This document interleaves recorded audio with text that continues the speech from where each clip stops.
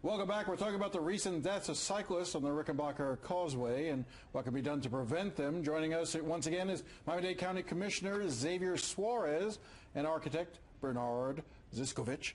Before the break, I was posing the question, somewhat trying to be a skeptic here and say, you know, this latest death was the cause of a drunk driver who swerved off the road and ended up hitting the cyclist. One of the other deaths was also caused by a drunk driver. This doesn't prevent drunk drivers from still being out there running people down. So why should we adopt this huge plan that could cost millions of dollars for incidents that are still likely to happen in some ways? The physical separation is important for anyone who is over drinking, anyone who's fallen asleep, or anyone like this fellow claims that he was just, I don't know, changing channels or something on his phone. So by creating a bigger barrier, the likelihood of a car being able to swerve out to that leg. Yes, and it also alerts you. You start hitting a corrugated surface or some kind of a cone or something. It does, all of us have had the experience of almost going off the road because we're sort of, our attention's distracted by something. And all of a sudden you hit the hard surface. And the notion of, you know, sometimes cyclists aren't the best partners on the roadway themselves. Sometimes, you know, they go to some extreme measures in terms of, you know, being dangerous in how they conduct themselves. Well, that's true, and that always comes up in these public meetings because we've been conducting some ad hoc public meetings together with the county sometimes. And the answer is that the pelotons are the pelotons. The likelihood of, you know, the reality is when you look at who's been hit, it's not people in groups of 60. Right. It's people that are by themselves or with somebody else. Folks. It's not. Right. There's too much visibility, and it might be annoying, but it's not going to cause a fatality. Bernard, we were talking about your plan. We actually have a package that sort of explains it a little bit more that we run before. I'd like to play this now. This was Maribel Rodriguez, my colleague, had done this story. Let's play that now. Great. Walter Reyes' name has been added to the ghost bike at the entrance of Bearcut Bridge in Key Biscayne. It stands in memory of all those cyclists who tragically lost their lives on the Rickenbacker Causeway. It can't be another death on our watch. It just can't be. We as a society can't put up with this anymore. Mickey Wood helped pass the Aaron Cohen Life Protection Act in memory of the 37-year-old cyclist killed in 2012. She is now backing up Plan Z, created by architect Bernard Zyscovich in an effort to make Rickenbacker Causeway safer. And our point is that we understand that there are many needs in the county, but when you get specific to bicycle and runner needs, we need to begin to understand that we need some form of dedicated funding. Plan Z calls for reducing lanes to 2, separation between motorists and cyclists, setting up flashing lights from dusk until dawn, and a long-term commitment of Plan Z. Mayor Carlos Jimenez also agrees more needs to be done. What we have to do, and what I've told the police department, is their DUI checkpoints, etc., have to be done in the early morning hours. That's when Walter Reyes was killed. This is my father, and I love him very much, and he will always be in my heart. Maribel Rodriguez, CBS 4 News. All right, once again, we're joined by Xavier Suarez, County Commissioner Bernard Zyscovich. So this plan, you were just talking to me during while we were watching that. I'm sorry, what did you want me to ask you? Well, the last DUI checkpoint, we just checked this week. We just verified it was in May of last year. So it's been that long since a DUI checkpoint? That's not.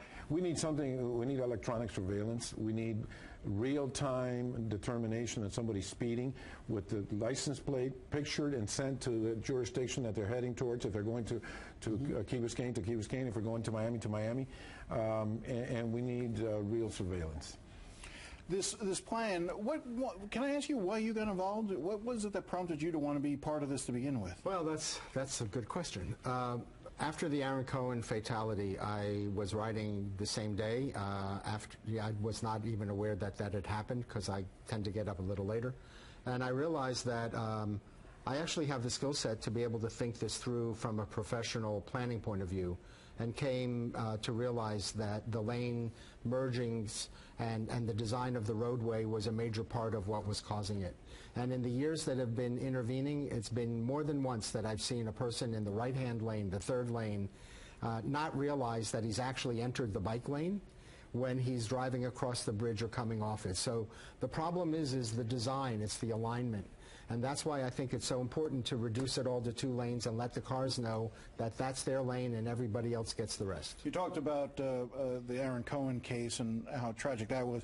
I had the opportunity by phone. I hope that she might want to join us to have this conversation, his widow. But you know, every time an incident like this happens, the flood of emotions comes back. So she's reliving what she experienced all over again. But I do know that she tried to make some good, and I know not just in terms of this plan, but also the fear of people who leave the scene of an accident, creating new mandatory minimums within the law. I think it's 3 or 4 year of mandatory minimum sentence. 4 years. 4 years if you leave the scene of an accident like this. Right. We have too much of that, where people just sort of decide to just take off and flee.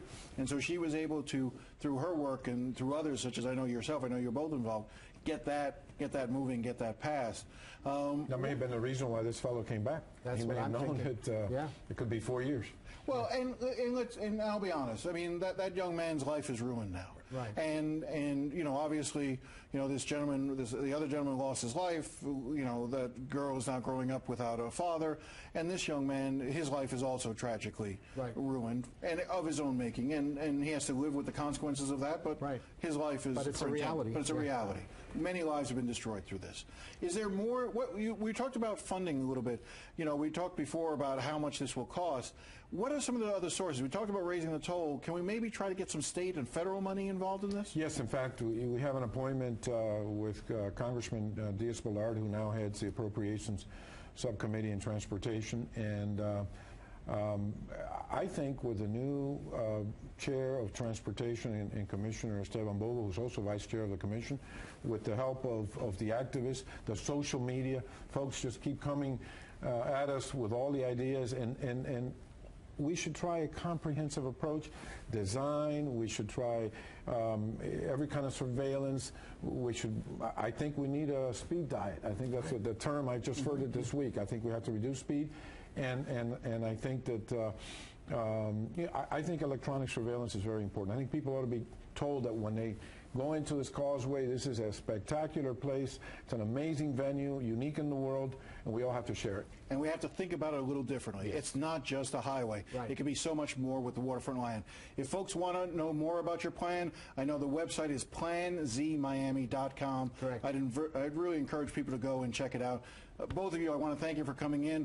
We're going to keep you around for a couple more minutes because I want to talk to you more about some of the broader county issues that we're facing. So we'll be back with Commissioner Xavier Suarez and see, is he running for mayor? We'll find that out when we come back.